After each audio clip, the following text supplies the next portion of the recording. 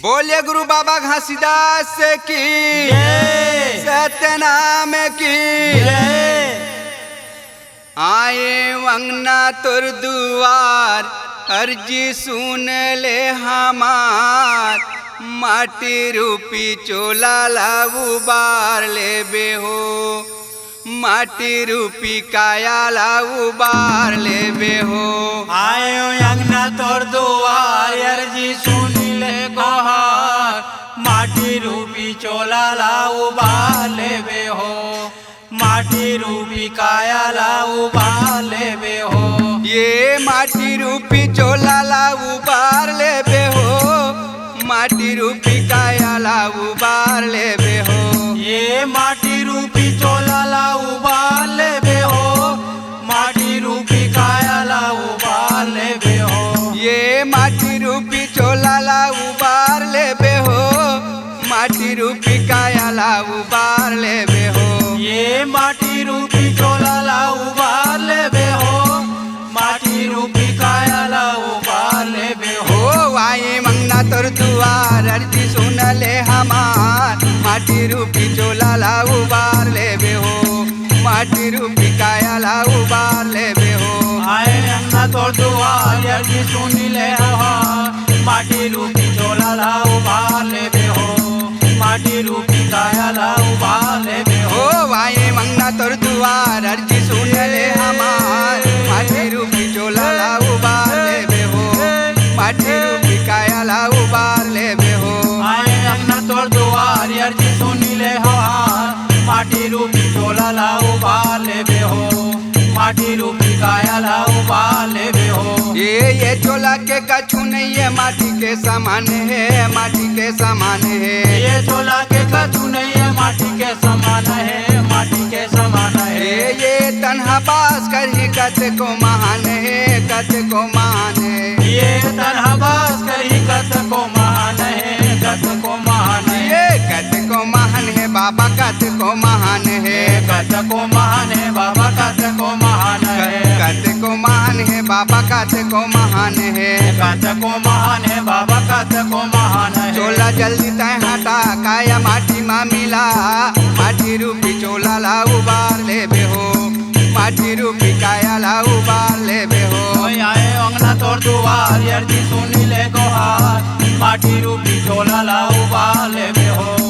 माटी रूपी काया लाऊ बार ले बेहो हो आए वंगना तोर दुआर अर्जी सुन ले हमार माटी रूपी चोला लाऊ बार ले बेहो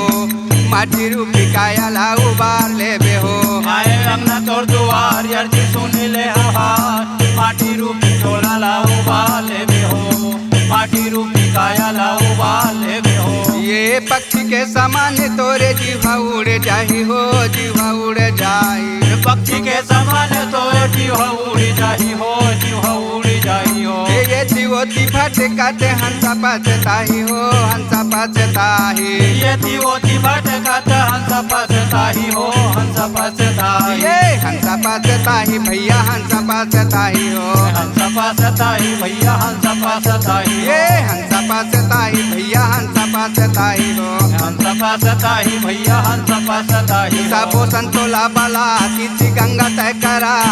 माटी रूपी चोला लाऊ बार ले बेहो माटी रूपी काया लाऊ बार ले बेहो आए अंगना तोर दुआर अर्जी सुने ले हमार माटी रूपी चोला लाऊ बार ले बेहो माटी रूपी काया लाऊ बार ले बेहो हो माई मंगना तोर दुआर अर्जी सुन ले हमार माटी रूपी चोला लाऊ बार ले बेहो माटी रूपी काया लाऊ बार ले बेहो आए अंगना तोर दुआर अर्जी सुनी ले हमार माटी रूपी चोला लाऊ बार ले बेहो माटी रूपी काया लाऊ बार ले बेहो ये जीव मुक्ति बसंत गुरु तय बना ले हो गुरु तय बनाई ले जीव मुक्ति बार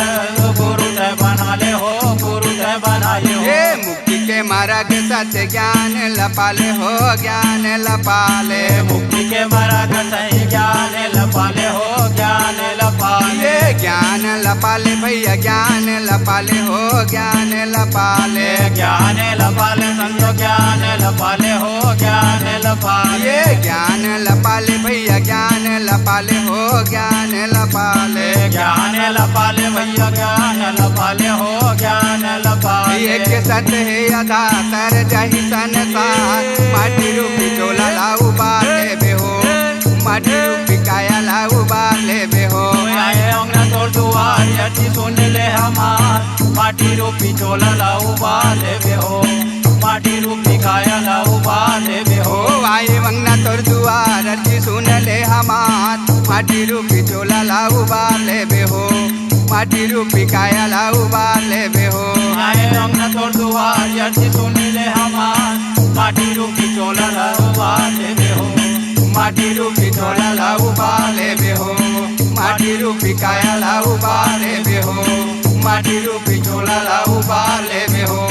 माटी रूपी काया लाऊ बाले बेहो। बोले बाबा घासीदास की जय। सत्यनाम की जय।